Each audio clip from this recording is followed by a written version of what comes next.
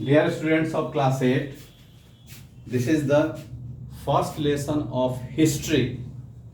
In previous class, we have discussed the first lesson of geography resource, and now this is the first lesson of history, modern India. And before I start this lesson, this chapter, I would like to say that there is some differences in your social studies book. The first lesson or the first chapter of social studies is different in some books, and if anyone has, I'm going to give the details of the chapter index in the WhatsApp groups.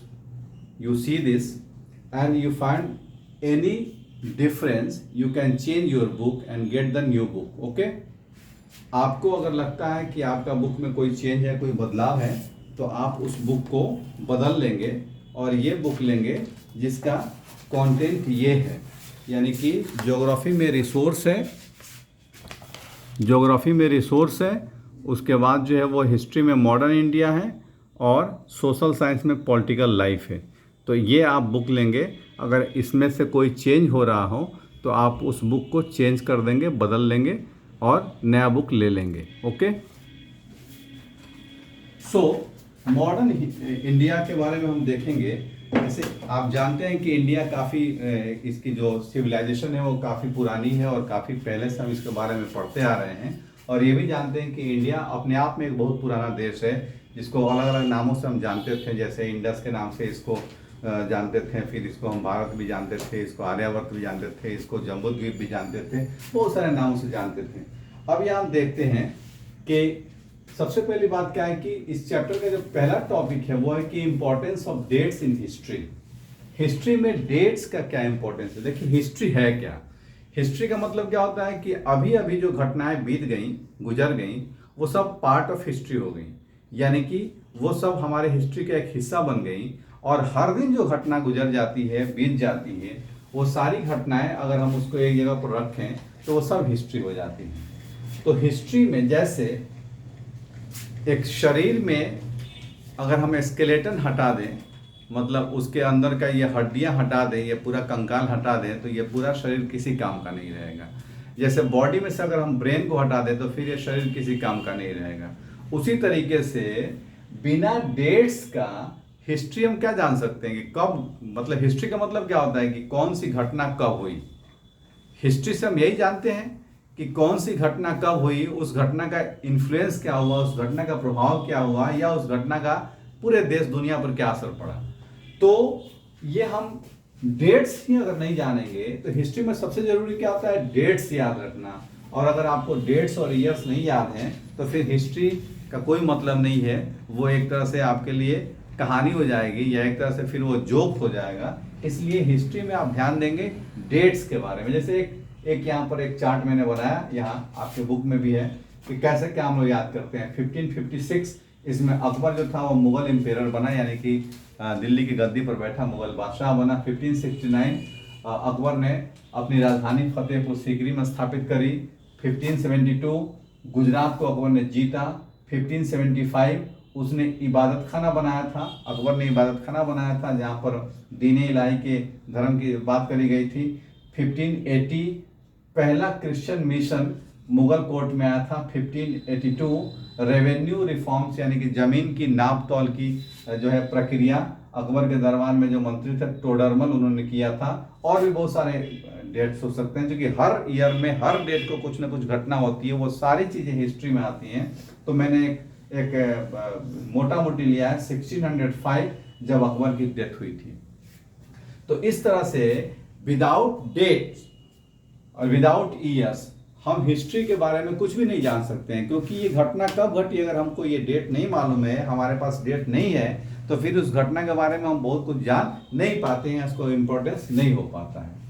अब हम देखते हैं कि history को हम लोग ऐसे उसको अलग अलग टाइम में, एज में बांटते हैं, इसको पीरियड में बांटा जाता है। जैसे आपने पढ़ा होगा कि एंशिएंट हिस्ट्री, मेडिएवल हिस्ट्री और मॉडर्न हिस्ट्री, यानी कि बहुत प्राचीन समय में, जिस समय बहुत ज़्यादा जानकारी नहीं थी, उस समय का इतिहास कैसा था, फिर बीच का इतिहास कैसा हुआ, फिर उसके बाद आज के ज़माने का जो आधुनिक इतिहास है, आधुनिक दुनिया थी, उसमें क्या क्या चेंज हुए, क्या क्या तब्दीलियाँ हुई, उसके बारे में हम जानते हैं। तो ये अलग अलग कैटेगराइज किया गया है। यहाँ पर ये इंडिया की हिस्ट्री की जब हम बात करते हैं तो 18th सेंचुरी में, अर्ली 18th सेंचुरी, एक इंग्लिश स्कॉलर थे जिनका नाम था जेम्स मिल। उन्होंने इंडियन हिस्ट्री को, वर्ल्ड हिस्ट्री की नहीं, इंडियन हिस्ट्री को उन्होंने 3 अलग अलग वर्गों में बांटा, द 3 ब्रॉड पीरियड्स। और ये कैसे बांटा? On the basis of religion, धर्म के आधार पर बांट दिया। पहला एंशियंट पीरियड, यानी कि प्राचीन काल जो था इंडिया का, उसको उन्होंने हिंदू पीरियड कहा, क्योंकि उस समय हिंदुस्तान में या भारत में सर्वाधिक हिंदू राजा थे या मैक्सिमम हिंदू राजा थे। मुस्लिम वगैरह यहाँ बहुत नहीं थे या ना के बराबर थे। तो उस समय पूरे हिंदुस्तान में, पूरे भारत में, पूरे इंडिया में कौन थे? तो भले ही अलग अलग वर्ग के थे या अलग अलग ग्रुप था, अलग अलग राजा थे, लेकिन वो अलग अलग क्षेत्रों में शासन थे। कहीं पर राजपूत थे, कहीं पर कोई था, कहीं पर चोल थे, कहीं पर सतवाहन थे, कहीं पर प्रतिहार थे, लेकिन ये सब राजा जो थे वो हिंदू थे। तो इसको उन्होंने हिंदू पीरियड कहा। उसके बाद जैसे कि आप जानते हैं कि 12वीं शताब्दी में, 11वीं शताब्दी में जो है वो मुस्लिम शासन इंडिया में शुरू हो गया और अंग्रेजों के आने तक हिंदुस्तान पर मुगलों का शासन रहा।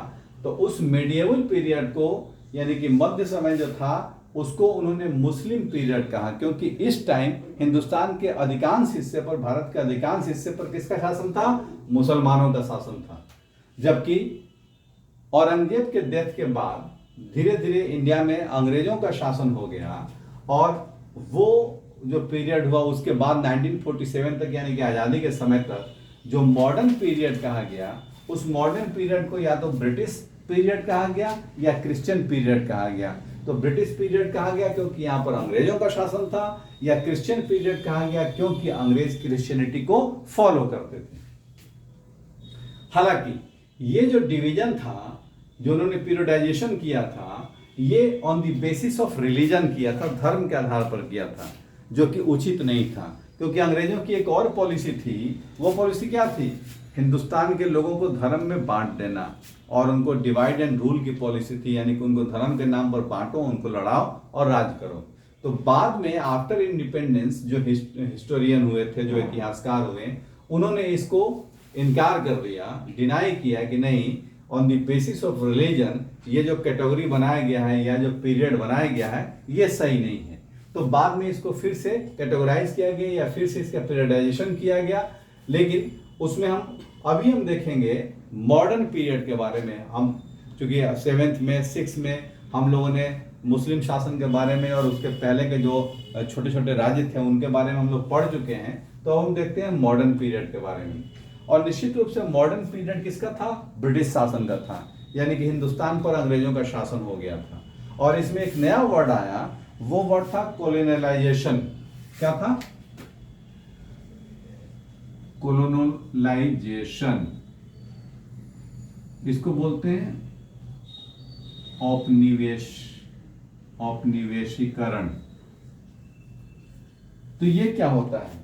यानी कि जब एक देश किसी दूसरे देश पर पॉलिटिकली, मतलब राजनीतिक रूप से या सैनिक रूप से या आर्थिक रूप से उसको अपना गुलाम बना लेता है, तो उसको जो देश गुलाम बनाता है, याद रखेंगे, जो देश गुलाम बनाता है उसको बोलते हैं मदर कंट्री, और जो देश गुलाम बनता है उसको बोलते हैं कॉलोनी। तो स्पष्ट है कि इंडिया कॉलोनी था, किसका? इंग्लैंड का। और तो मदर कंट्री कौन हुआ? इंग्लैंड।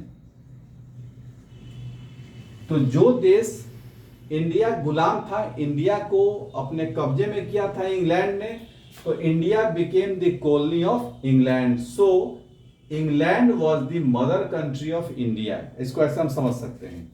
यानी कि एक नया प्रोसेस शुरू हुआ। यूरोप के अधिकांश देश जो डेवलप्ड हो चुके थे, जिनके पास सैनिक ताकत थी, जिनके पास इकोनॉमिकल पावर था, उन लोगों ने एशिया और अफ्रीका के देशों को अपने कब्जे में कर लिया और उनके रिसोर्सेस का वो काफ़ी जो है वो ड्रेन अप किए, उनको उनका एक्सप्लॉयटेशन किए थे और उन रिसोर्सेस को ले जाकर के अपने देश के डेवलपमेंट में उनका उपयोग किए थे।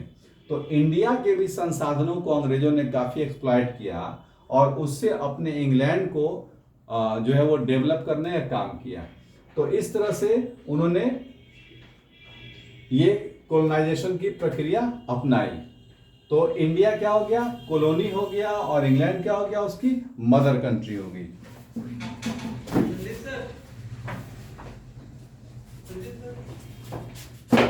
And when after the death of Aurangzeb in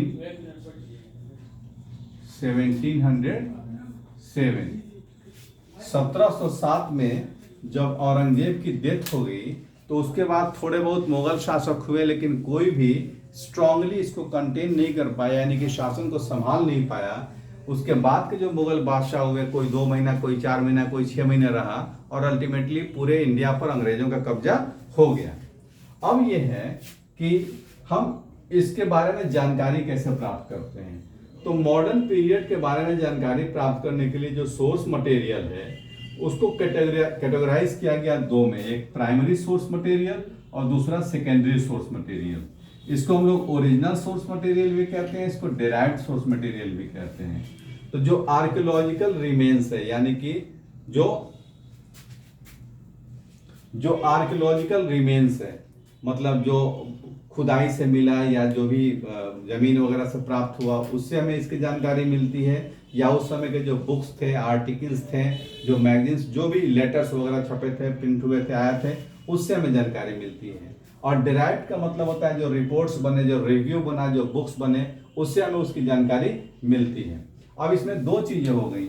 एक हो गया ऑफिशियल रिकॉर्ड्स, यानी कि उस समय जो ब्रिटिश शासन था, ब्रिटिश शासन काल में जो लोगों ने रिकॉर्ड बनाया, जो मतलब जो ऑफिशियल रिकॉर्ड्स बने, यानी कि जमीन से संबंधित, शासन से संबंधित जो भी फाइल्स बनी, जिनमें उन्होंने रिकॉर्ड कर रखा, उससे उस समय के बारे में हमें जानकारी मिलती है। और दूसरा सर्वे जो किया गया, चाहे वो आर्कियोलॉजिकल सर्वे किया गया था या जमीन का या जो भी पेड़ पौधे या जंगल आदि का जो सर्वे किया गया, जो नक्शा वगैरह बनाया गया, जो जानकारी थी उसको अंग्रेजों ने रखा और उससे हमें जानकारी मिलती है। तो इस तरह से ऑफिशियल रिकॉर्ड्स और सर्वे ये मेन सोर्स हुए जिससे हमें मॉडर्न पीरियड के बारे में जानकारी मिलती है। या जो उन्होंने लेटर लिखा अपने पदाधिकारियों को, वो सारी लेटर्स वगैरह को रखा गया, या जो उन्होंने नियम बनाए उसको फिर जो उन्होंने रखा, ये सारी चीजें जो थे वो रिकॉर्ड में है। डॉक्यूमेंट्स जो थे उस समय के, उस डॉक्यूमेंट्स को रखा गया और वो सारे डॉक्यूमेंट्स आज उस समय के बारे में हमें जानकारी देते हैं। तो इस चैप्टर को आप पढ़ लीजिएगा। इसके बाद जो वेरी शॉर्ट और शॉर्ट क्वेश्चंस होंगे वो करेंगे, और जहां पर डिफिकल्टी होगी वो आप पूछ लेंगे या लॉन्ग क्वेश्चन आपको करा दिया जाएगा।